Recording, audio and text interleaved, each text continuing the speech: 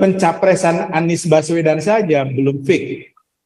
Kalaupun ada survei, surveinya sangat konsisten di urutan ketiga untuk Anies Baswedan. Dan kalau diperdalam, ini yang paling mutlak nih, mereka itu cuma rebutan cawapres, nggak bisa rebutan capres. Jadi kita yang kudu pintar, yang non-muslim ini, untuk menyatukan suara. Jadi kalau nanti misalnya ada kompetisi, ya Anies Baswedan nggak jadi capres, tuh bahwa kinerja Anies Baswedan jelek, dan memang jelek kan, saya ada di Jakarta, banyak yang sudah bagus malah jadi jelek gara-gara Anies Baswedan, dan korbannya banyak. Itu yang disampaikan terus, digaungkan terus. Kalau mereka sih percayanya Anies Baswedan berhasil. Tinggal yang lain ngomong, bahwa itu tidak berhasil, sebaliknya gitu. Banyak proyek bongkar pasang, bahwa banyak pekerjaan seperti rumah sakit jadi rumah sehat, cuma ganti nama doang, gitu kan? Tidak ukuran kinerjanya itu ya sebenarnya tidak berhasil kalau pakai kita standar yang benar atau standar pemerintahan sebelumnya di mana ada Ahok dan juga ada Jokowi, ya. Nah, lalu bagaimana teknik yang lain? Kalau bicara tekniknya channel ini, di mana Paul Zhang itu membuat orang terperanjat ketika ngomong, goblok kamu, tolol kamu, kan kira-kira kayak begitu. Saya sudah sampaikan, karena saya sudah membaca penelitian doktor, ya, S3, bahwa ketika ada yang bertanya bagaimana mengalahkannya, salah satu cara yang disebutkan adalah caranya Paul Zhang, dan itu rumahnya Mahfud MD pernah, sehingga dia belain yang namanya Somad. Dan memang kalau tipuan Maruf Amin sebagai wapres yang dulu mengatakan minta maaf ketika dia akan jadi wapres, dan setelah jadi wapres jadi membela Somad juga, nah itu memang triknya mereka anggap pintar kalau mereka berbohong. Nah, kita harus sampaikan cara-cara manipulatif seperti itu salah. Udah nggak, pokoknya akan backfire terhadap NU. Kita nggak mau pilih lagi orang NU yang seperti itu. Abang Dere. Hari ini cuaca cerah nih di sini. Jadi luar gini, biasa.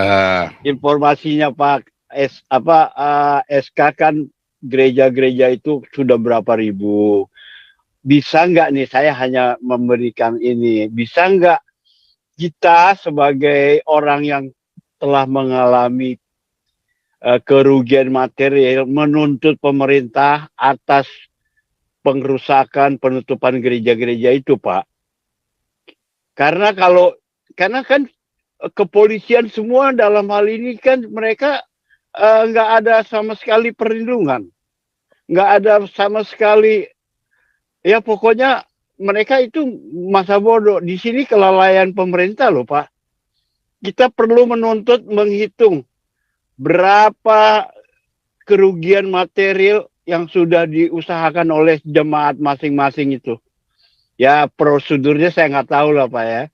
Apa bagaimana masalah hukumnya. Tapi kira-kira lo pemerintah gara-gara lo nih, semua kita oke lah nggak bisa ibadah, tapi lu gantilah kerugian uang-uang jemaat yang udah beli bata, semen, apa semua.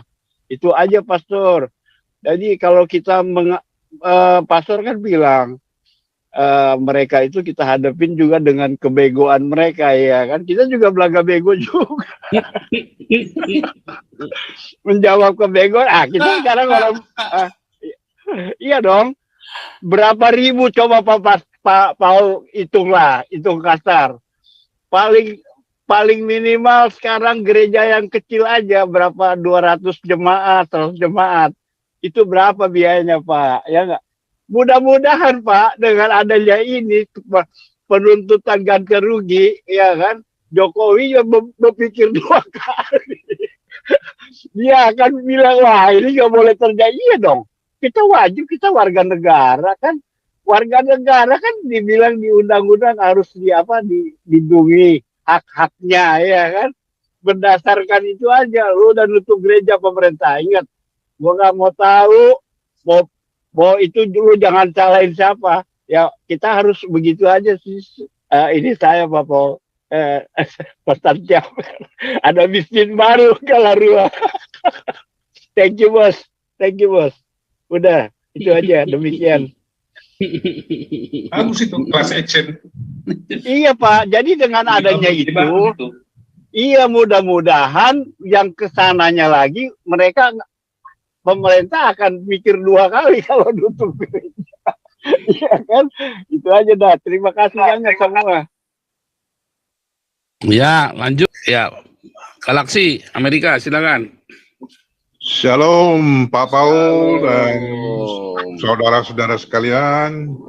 Jadi memang semua keluh kesah yang hidup dan berkembang di dalam masyarakat ini perlu dimasuk ke dalam satu wadah yang bisa menindaklanjuti keluhan-keluhan dan permasalahan-permasalahan yang tidak ada jalan keluarnya atau dengan sengaja untuk dieliminir daripada permasalahan yang harus ditangani. Ini yang perlu kita sadari. Tes 1, 2, 3 tes. Satu. 1, 2. Ini yang perlu kita sadari bahwa masalahnya itu berada di tangan tertentu yang mematikan permasalahan itu sendiri di tempat sehingga tidak bisa dimunculkan ke permukaan. Makanya semakin perlu untuk kita sadari bersama bahwa kita harus menciptakan mekanisme alternatif untuk bisa menindaklanjuti semua masalah-masalah yang belum ada penyelesaiannya.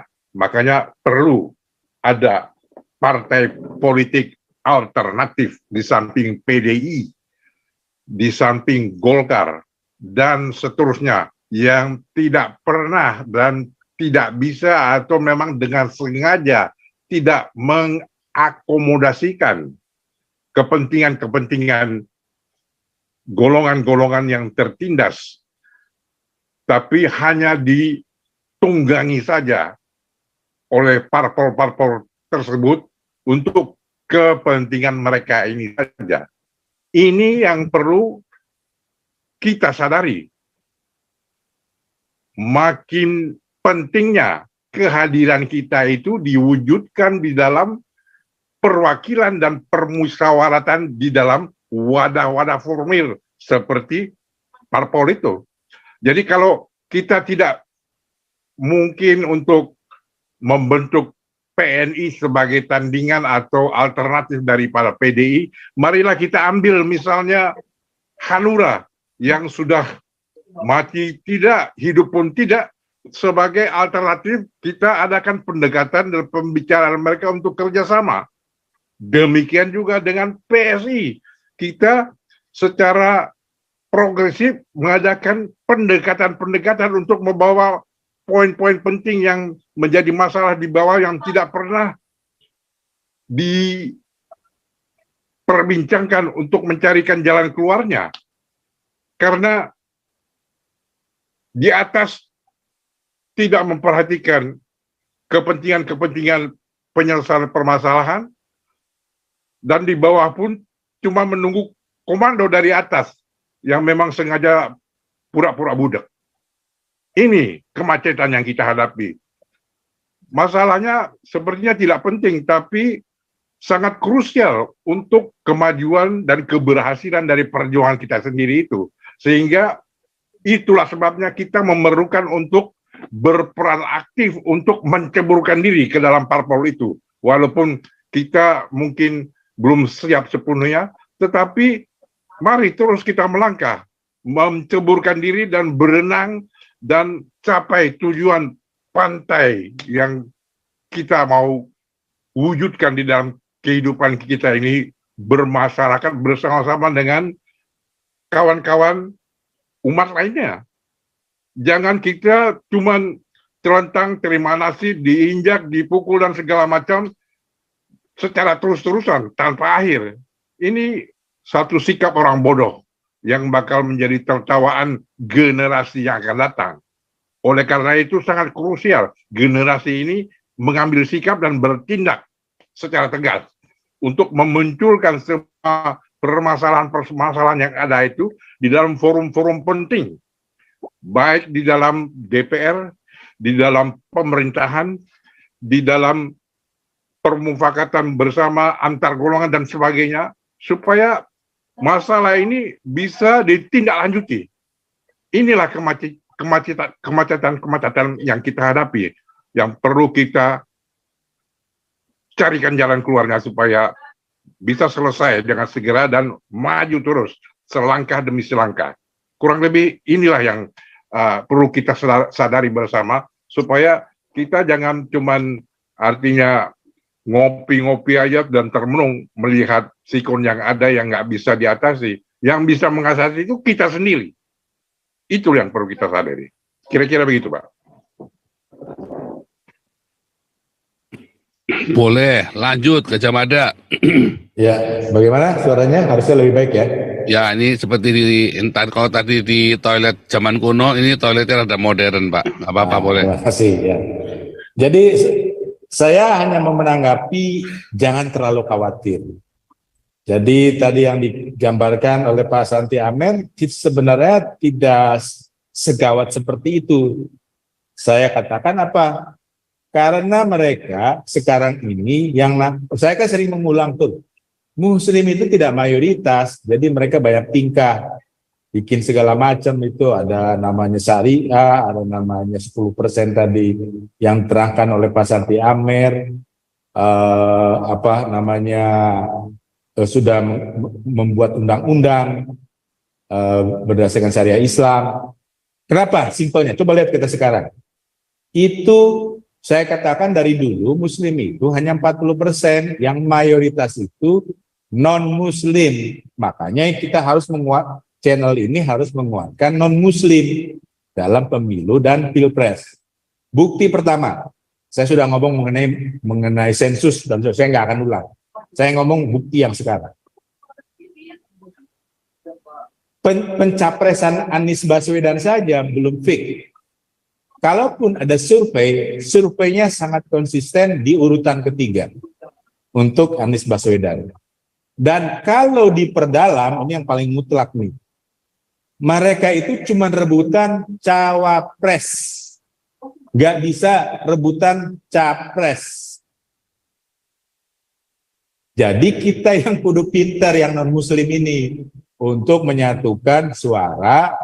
Jadi kalau nanti misalnya ada kompetisi, ya Anies Baswedan nggak jadi capres. Tuh. Kalaupun nanti ada kompetisi, ya nanti kompetisinya hanya capres-capres nasionalis gitu sebenarnya. Dan ini mereka sudah sadari bahwa mereka cuma kalau gampangnya liga cawapres. Kalau ada liga kompetisi liga utamanya itu mereka cuma liga kelas 2 gitu. Kenapa? Ya karena by nature yang saya ngomong gitu. Indonesia itu bukan Muslim radikal, atau kalau Muslim itu ada yang didefinisikan dengan ajaran Islam yang diakui oleh Somad, di mana teroris Muslim adalah mati syahid, ya, dan harus Muslim yang berani menutup rumah ibadah, itu nggak banyak, paling tinggi 40%. Gitu. Dan NU, itu yang harus saya perhatikan nih, harus saya tekankan, NU itu 50%, waduh nyamuk masuk. NU itu 50% lebih sedikit, itu radikal. Jadi setelah digabung 50% NU lebih sedikit, dan Muhammadiyah plus PKS, Mutari dan sebagainya, itu 40%. Jangan mereka dibiarkan menguasai Indonesia seolah-olah mereka kuat. Nah, sekarang kita yang harus cerdas. Cerdas lah. Biasanya non-Muslim cerdas. Turunan Israel kan. Turunan anak Tuhan kan. Israel rohani kan. Nah, disitulah dimainkan gitu. Ah, itu saja komentarnya Pak Paul.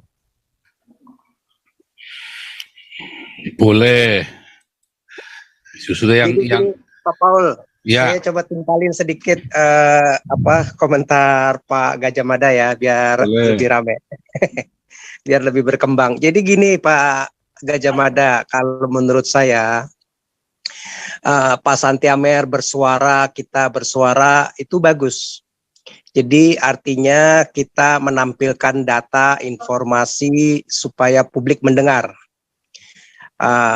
Dan pemerintah juga mestinya bisa bertindak lebih tegas agar hal-hal yang negatif, hal-hal yang model-model kadrun lakukan lewat intimidasi, diskriminasi, peraturan-peraturan, bahkan mengajak sekarang UAS itu pejabat-pejabat pemerintah di daerah itu untuk membantu mempersulit, melarang pembangunan gereja dan yang lain-lain, itu biar semakin diketahui publik bahwa itu sesuatu yang ngaco, salah, dan bisa merusak NKRI itu sendiri apabila pemerintah nggak berani tegas. Jadi tujuan kita itu untuk pencerdasan buat publik.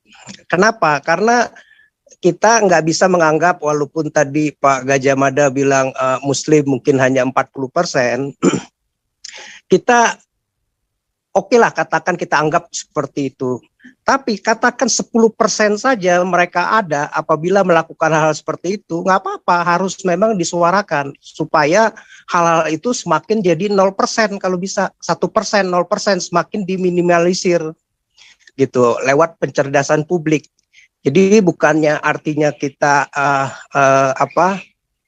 membesar-besarkan, tetapi justru kita membongkar ajaran-ajaran yang ngaco supaya semakin diminimalisir hal-hal seperti itu begitu. Karena kita ketahui kayak pilkada Jakarta saja, Anies yang mungkin bukan sosok yang apa-apa, tetapi lewat politisasi agama, ya influence-nya itu bisa saja jadi mencekam. Pada saat itu kan kelihatannya mencekam begitu ya, walaupun kita nggak yakin untuk nasional akan mampu seperti itu begitu ya, ya karena faktor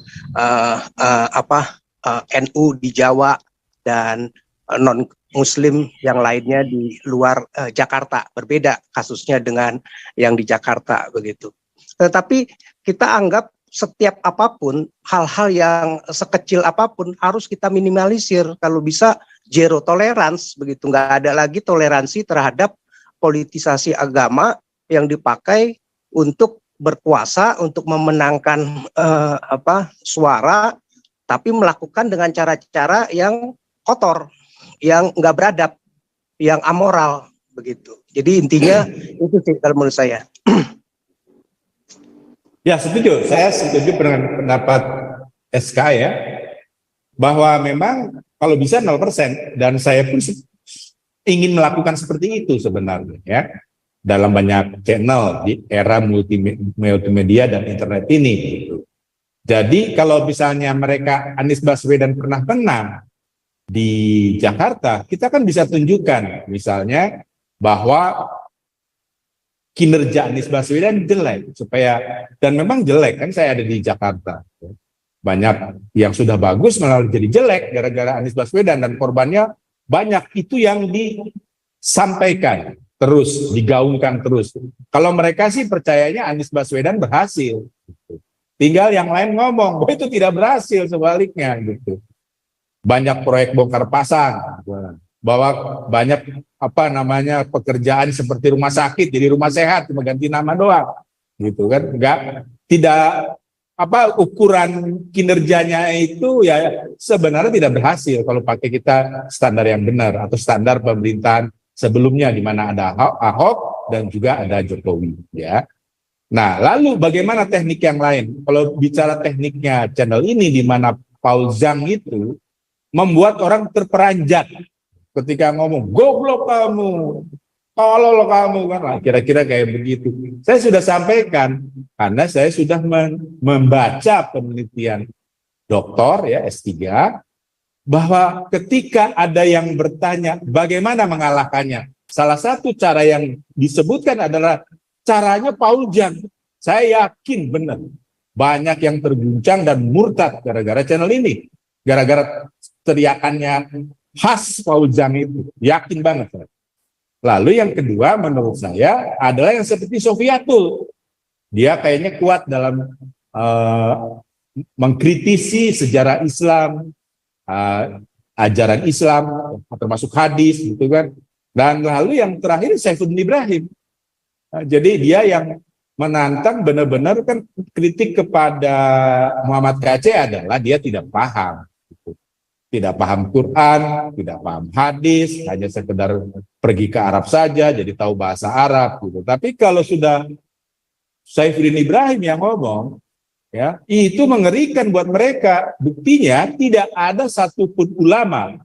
Kan Paul Jang ini adalah gembala kita, gembala domba-dombanya.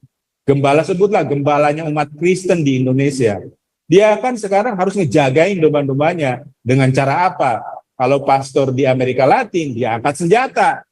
Karena dia adalah dengan teologi kebebasan, ya, yang lebih sedikit sosialis, dan ternyata domba-dombanya itu cenderung ke sana. Jadi dia diangkat senjata, diangkat bedil gitu.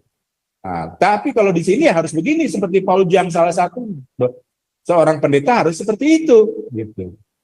Jadi terbukti ulama yang harusnya menjaga domba-dombanya ada di MUI atau ada di Nahdlatul Ulama atau yang ada di Muhammadiyah, mereka kan dapat gaji dari umat muslim sebenarnya, ya, dalam bentuk satu dan lain cara dan lain hal, malah dari pemerintah dia dapat. Ketika ditantang oleh Saifuddin Ibrahim, nggak ada yang berani. Yang disodorkan adalah Jonathan gitu. Terus ya orang yang ngeledek, orang yang menghina dengan kebohongan-kebohongan. Karena ada Sofiatul begitu kan yang menjelasin gitu kan. Dan Paul Jang juga gitu. Jadi mereka lebih jadi kalau dulu pedang, sekarang intimidasi apologi. Yusuf Mandebulu yang diserang, habis itu 2 anaknya. Dan mereka udah ketebak ya caranya hanya seperti itu. Tapi di zaman sekarang itu backfire. Karena eranya udah nggak zamannya lagi melakukan intimidasi gitu. Begitu juga ketika tadi saya katakan di DKI, ya, di DKI itu P3 pernah menang, ya jadi nggak heran. Istilahnya dulu mereka bisa menggalang cukup efektif gitu. Tapi akhirnya backfire, di mana kinerja Anies Baswedan memang tidak terbukti. Begitu juga partai-partai pendukung, sebutlah kayak di Partai Demokrat, SBY itu oleh Samsudin Haris dari LIPI, ini dokter yang ngomong, dia itu provokator tingkat tinggi. Sampai sekarang pun jadi korban itu Partai Demokrat. Yang tadinya jauh ya suaranya itu banyak, kursinya sekarang turun. Ya, jadi backfire juga. Bahkan mungkin nanti akan turun lagi. Gitu. Karena kesulitan sekali sekarang dia mendorong ketum Partai Demokrat, yaitu anaknya AHY, untuk jadi cawapres saja nggak bisa gitu. Cawapresnya Anies aja belum tentu, bahkan Anies Baswedan belum tentu juga jadi capres gitu kan. Nah sekarang ya saya setuju pada SK ya bahwa memang perlu kalau bisa 0% dan memang harus 0% karena ada banyak juga misalnya bantuan kepada pesantren itu kan dana APBN gitu sebenarnya. Dan dana APBN itu di zaman sekarang ya, dan banyak sekali yang namanya duit APBN yang kalau misalnya kayak Jokowi, seperti Jokowi, dia memang ada sumbangan dari negara Arab untuk membangun masjid di Solo. Tapi kan keluar juga itu separohnya kalau nggak salah dana dari APBN gitu. Belum lagi kalau di Jabar, Masjid Al-Jabar yang 1 triliun gitu. Itu pasti akan merusak APBD Jawa Barat ketika zamannya gubernur yang sekarang ini. Ya. Nah, jadi ya itu kita harus pinter menaikkan isu yang memang sudah ketinggalan zaman. Cara-cara intimidasi, cara-cara berbohong ya dalam menguasai negeri. Tetapi dalam sejarah memang cara mereka berhasil. Terbukti apa? Ya, yang paling berhasil itu di Maladewa. Yang tadinya 100% Buddha, sekarang 100% Muslim. Karena kalau mereka itu beragama selain Islam di penjara, kan repot kan kalau begitu. Nah, yang dijagain adalah betul ya. Jadi kita ini mengarah kemana nih? Indonesia itu masuk ke arah yang kalau bahasanya Santi Amer hukum penaklukan. Nah, hukum penaklukan itu harus diserang terus. Ya. Jadi seperti di Padang, mewajibkan non-Muslim, siswi non-Muslim harus memakai jilbab. Ya, harus didorong kepala wali kota Padang itu dihukum. Begitu juga Bupati Kerawang itu dihukum. Termasuk wali kota Bogor juga yang 15 tahun ya yang membuat GKI Yasmin itu tidak bisa dibangun sekalipun menang dari sisi atau menang dari sampai ke tingkat Mahkamah Agung. Itu menunjukkan bahwa Indonesia ini hukumnya nggak jelas. Nah, kalau saya bilang jangan ada diskriminasi hukum. Jadi jelas, jangan ada diskriminasi warga negara. Misalnya yang boleh naik pangkat di BUMN harus Muslim misalnya. Nggak boleh seperti itu. Diserang terus. Jadi presiden yang seperti itu, menteri yang seperti itu selalu dikritik. Sampai sekarang masih ada. Saya masih mendengar diskriminasi jabatan. Harus Muslim dulu. Anda harus berubah. Kita harus tahu dong cara misalnya mengkritisi hukum penaklukan tersebut. Karena nanti lama-lama seperti di Pakistan, warga negara non-Muslim itu hanya kebagian pekerjaan kelas rendah. Di Pakistan itu udah susah, tapi juga tambah susah gara-gara non-Muslimnya hanya boleh mengambil pekerjaan kelas rendah. Tetapi selama ini ya seperti di Maladewa itu berhasil. Afghanistan itu dulu Buddhis. Indonesia itu dulu Buddhis. Malaysia juga Buddhis. Ini yang bukan saya yang ngomong. Yang ngomong adalah pendeta Buddha sebenarnya. Nah, jadi cara-cara mereka itu sudah berhasil, tapi sudah ketinggalan zaman. Dan mereka tidak mau berubah. Dan menganggap bahwa teknologi kafir atau cara-cara kafir jangan dilakukan. Sebenarnya mereka merusak sendiri. Mereka melakukan self-destructive dengan cara-cara lama yang mereka yakini. Lihat saja kemarin. Ya. Idul Fitri kemarin. Muhammadiyah sudah hari Jumat. Itu ada namanya Thomas Jamaluddin dan satu lagi peneliti BRIN. Apakah jemaah Muhammadiyah harus dihukum mati nih? Itu mereka yang ngomong. Thomas Jamaluddin sama satunya lagi BRIN sampai jadi rame. Ya, tapi karena itu orang elit di BRIN ya, atau Muslim elit, mungkin Muslim NU ya, agak takut-takut tuh Muhammadiyah. Itu minta dihukum administratif saja, tapi itu terjadi. Jadi mereka kitabnya sama, mereka hadisnya sama, tetapi ketika menentukan hari Idul Fitri salah. Beda itu, yang satu hari Jumat, yang satu hari Sabtu. Thomas Jamaluddin mengatakan apa yang dilakukan Muhammadiyah itu ya sudah istilahnya puluhan tahun sebenarnya. 19 tahun kalau nggak salah. Pokoknya lebih dari 10 tahun. Sudah ketinggalan zaman. Cara penentuan hari saja sampai tadi mutaruhan nyawa itu. Apa saya bunuh gitu kira-kira kayak begitu. Kan gaya mereka biasanya kalau kafir bunuh kan. Ini sesama Muslim gitu. Jadi kalau kita sebut, kamu udah nggak puasa nih hari Jumat, haram kamu makannya. Kan repot kalau begitu, kalau non-Muslim bilang begitu kan. Nah, jadi mereka sendiri kacau sebenarnya. Doktrin yang mereka bangun kacau. Dalam satu negara aja kacau. Ya. Muhammadiyah dan NU kan sebenarnya Muslim-Muslim juga gitu sebenarnya. Nah, yang harus kita cegah seperti Mahfud MD dan Maruf Amin. Jadi maksudnya politikus Muslim yang masuk pemerintah. Ternyata tadi kan saya bilang orang NU itu separuh lebih itu sebenarnya radikal. Nah, Mahfud MD ini seorang nasionalis, tapi dia takut karena rumahnya ini pernah digeruduk. Itu buat tradisi Indonesia namanya atau suku-suku tertentu, ya. Kalau digeruduk itu adalah penghinaan, dan itu rumahnya Mahfud MD pernah, sehingga dia belain yang namanya Somad. Dan memang kalau tipuan Maruf Amin sebagai wapres yang dulu mengatakan minta maaf ketika dia akan jadi wapres dan setelah jadi wapres jadi membela Somad juga, nah itu memang triknya mereka anggap pintar kalau mereka berbohong. Nah, kita harus sampaikan cara-cara manipulatif seperti itu salah, udah nggak, pokoknya akan backfire terhadap NU. Kita nggak mau pilih lagi orang NU yang seperti itu. Ah, itu saja. Terima kasih. Pak Robert, silakan Pak Robert. Kau bilang kau menang debat, lawan domba yang sesat.